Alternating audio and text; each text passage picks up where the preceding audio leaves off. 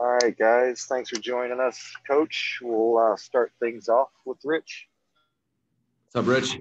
Hi, Jeff. Looks like the running game kind of turned a little bit of a corner against Clemson. Syracuse is weak against the run, and you're heading into the cold weather phase of your season. So is this something you have to continue to build? Yeah, kind of like I said it all along, Rich. We want to be balanced, and if we feel some games it's better to run 40 times and throw 20, that's what we're going to do. But we want to be a balanced team. We don't want to be lopsided. And, I'm not really worried about the weather or late in the season because I've been around cold games and it really hasn't really impacted throwing the ball, in my opinion, especially on the other side of it. So we want to be balanced. And I think what you've seen is, for a couple of weeks now, our running game's really improved. Our O-line's played really well, pass protection, running the ball, and we need to continue to get better at that. Just quick follow on. I think Jason did it. It looks like talking, Rich. Travis and David had kind of almost equal carries. Do you see, speaking of balance, are they kind of balanced in that way where you can use either one? And is Travis a little bit better on tougher yards than we thought? Yeah, I think they're both pretty balanced, and they can both run the ball between the tackles. They can run the outside zone. Both can catch the ball out of the backfield. We've seen it. And I don't know if you'd say Travis is a better in a short yardage type of deal. He did a nice job in Clemson. It looked like he lowered his pads and he got through it, which is probably what you're thinking about, which is really observant. He had some big short yardage runs for us.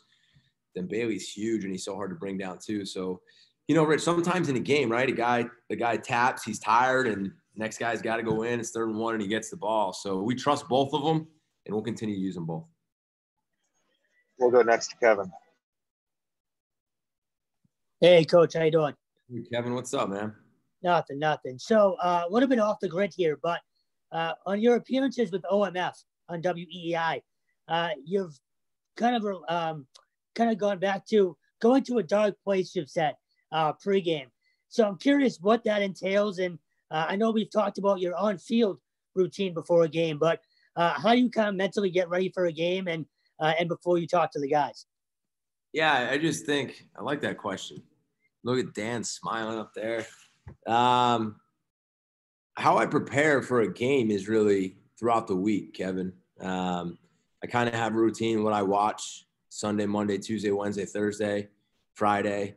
And then, the dark place is just kind of like me getting in a zone where I just feel locked in and confident. And I know I've done everything that I could have done to prepare myself for the game. And, game day, you go to that place and there's such a level of focus and there's such a level of, you're not going to flinch. You're not going to, there's no nerves anymore. You're just fired up and you're coaching and you're playing ball.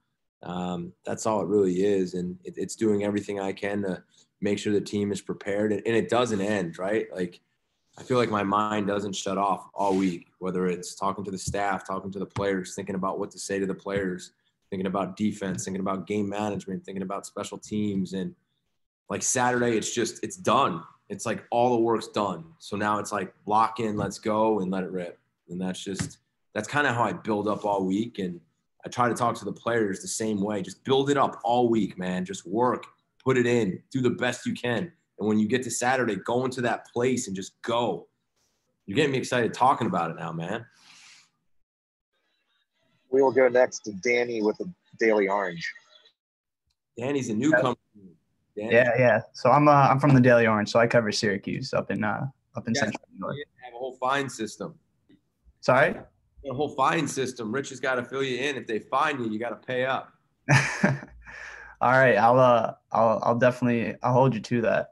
But when you look at Syracuse, I guess there's a lot of similarities in BC and Syracuse in that two Northeastern programs, with storied histories.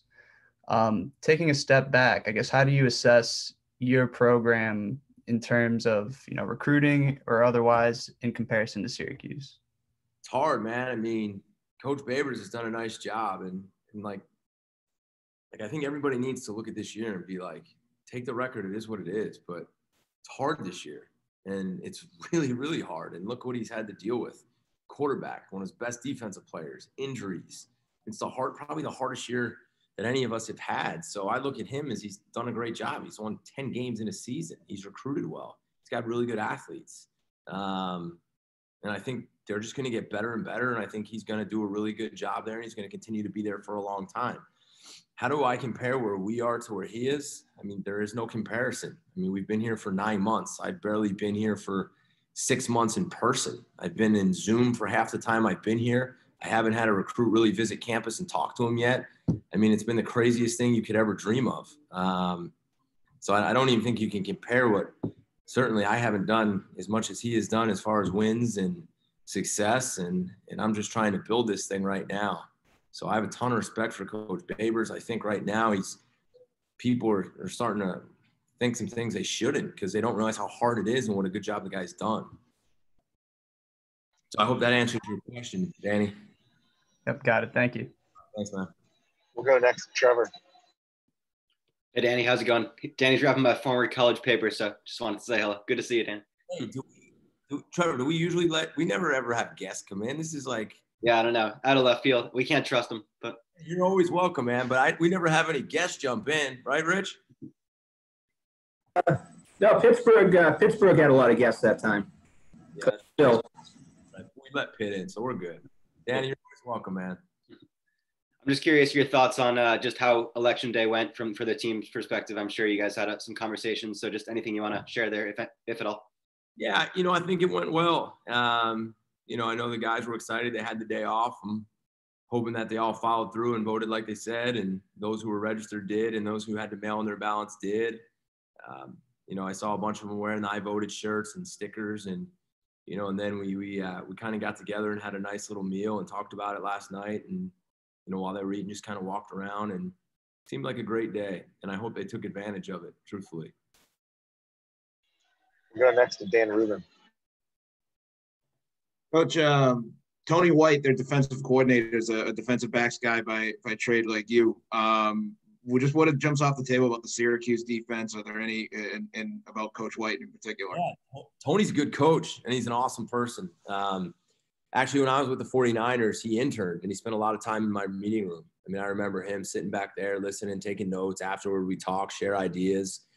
I just remember just such an eager guy. I wanted to learn.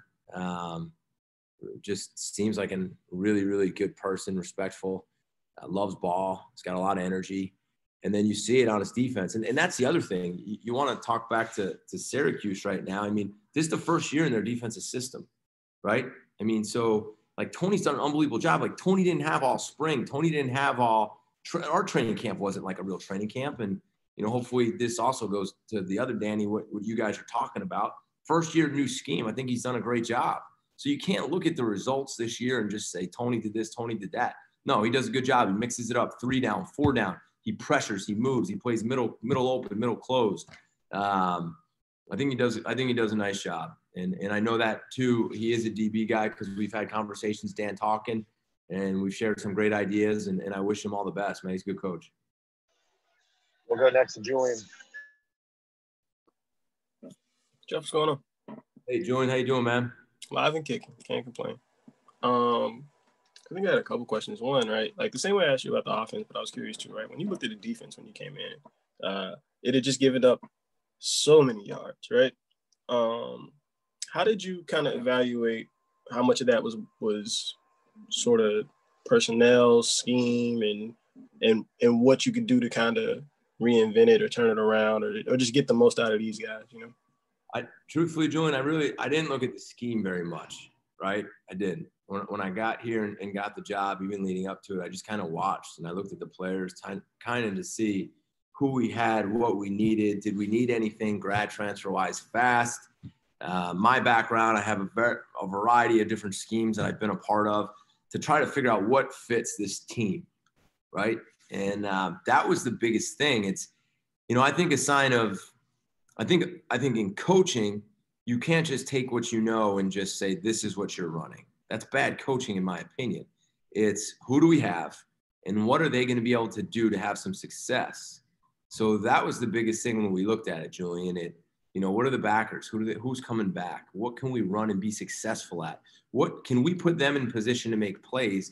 I mean, I could run a different scheme and and they just don't fit in. And then I could just point to the players and say they're not good enough, but then that's my fault, right? So the biggest thing was see who we have and what we can run and make sure it fits to them. And, it's far from, going from this number to this number. I would say that's pretty incredible for our players to have been able to do. It's kind of going back to when we're talking about Syracuse, like these guys they're still learning the system. They are. And we're still making mistakes. I mean, we made some mistakes in that Clemson game that gave up 2 big plays where you're shaking your head. And it's like, but then you got to take a deep breath and be like, these guys are still learning what we're doing. They're going to make mistakes. And, hopefully we just keep getting better. So I hope that answers your question a little. And just as a quick follow-up, what was the morale like, right? Because, I mean, a lot of those guys were like, yeah, we'll put it behind us. Or like some of them were like, yeah, it's still a chip on our shoulder. We know what it is. But what was morale on that defense like when you started to work with them? They were excited. I think if you look at Tim and my background, we've been around a lot of good defenses. We've been around a lot of Pro Bowlers. I think they were excited to pick our brains and learn and see what we were going to do. And the biggest thing too, Julian, is, and you guys can't really see it because you haven't been able to even come to practice because this whole thing's just crazy. The confidence, having fun. Like we coach them so confident. We have fun with them, and we don't want them to be afraid to make mistakes. And that's defensive football. This one I'm gonna steal because I'm curious. I was talking a little bit about it yesterday, right? Like when it comes to like penalties or like PIs or like not necessarily the unsportsmanlike conduct or whatever, but like a pass interference or a roughing or something like that. Like you don't like it, but you said you want them to play like right up against that line or whatever. Like what does that do for what you said with like confidence in terms of like, hey man, like go play free and go make a play. And if something happens, we'll live with it. We'll clean it up later. But how does that kind of allow them to play with a little bit more freedom? It does. They know if something happens, I have their back, right? Like you haven't seen a guy get penalized and throw him out and take him out of the game. Like maybe if a guy does a stupid unsportsmanlike penalty, then I'll get upset. But like the DB, for example, right? Like coach Pro Bowlers that foul and they get penalties because they're competing. If you get on a guy too hard for a pass interference call or a late second roughing, they're going to be afraid. They're not going to finish violent. They're not going to play fearless. They're going to be tentative. They're going to be trying to be safe. And that's not how you play on defense. It's not. And at least it's not what I believe in. So I want our DBs, when the ball's in the air, if they try to finish violent and hard and they get an arm or it's bang, bang, and it's a penalty, fine, go play again. And because Julian, if I get on them for that, what you're going to start to see is guys are going to start doing this and they're not going to play hard. They're going to be afraid to make a mistake. The moment our guys are afraid to make a mistake, I've failed as a coach. We're going to take 2 more. First with Rich. Just follow what Julian asked. When you were reviewing the tapes, you didn't have a large sample of Isaiah McDuffie. Was there like a wow moment in August or anything that kind of said, oh, we didn't know what this guy was? Yeah, well, in the spring, it wasn't as much just because he was still coming back a little bit from his injury. And then when we got in the training camp and his knee felt good and he was going full speed, just watching him, I just remember when I was able to have those team meetings, just pulling clips out of him, running from sideline to sideline, and just the guy can fly and he's relentless. And it just jumps off the tape how hard he practices. And the more he plays in the scheme and learns and gets those instincts and sees things faster, I think you're going to see him take some huge, huge jumps in the future. I think he's a really good player. I think he's got the potential to be an exceptional one, Rich. And we'll wrap things up with Dan Rubin. But mine's strictly vocabulary. You mentioned middle open and middle closed, and I had no idea what you were talking about. So when you watch a football game, you look in the middle of the field, right? If you see 2 safeties back there deep, the middle of the field's open. So you're either going to get some type of cover 2 if the safeties expand, or you're going to get some type of quarters coverage. But what you'll see is in those 2 coverages, since the middle of the field is open, you're going to get a lot of balls thrown to the middle of the field, right? Where if there's only 1 safety, the middle's closed, like you don't see a lot of posts. You see go balls on the outside or you see things attacked underneath, right? So middle closed is 1 safety, middle open is 2 safeties. I'm just talking about what the middle looks like. Dan, you can start throwing that out when you're playing Madden and stuff. I'm going to use that at a family dinner. You should. That's awesome. You guys, are we good? All right, Jeff, thank you very much. We appreciate it. You guys have a great day. And Dan from Syracuse, thanks for joining us, man.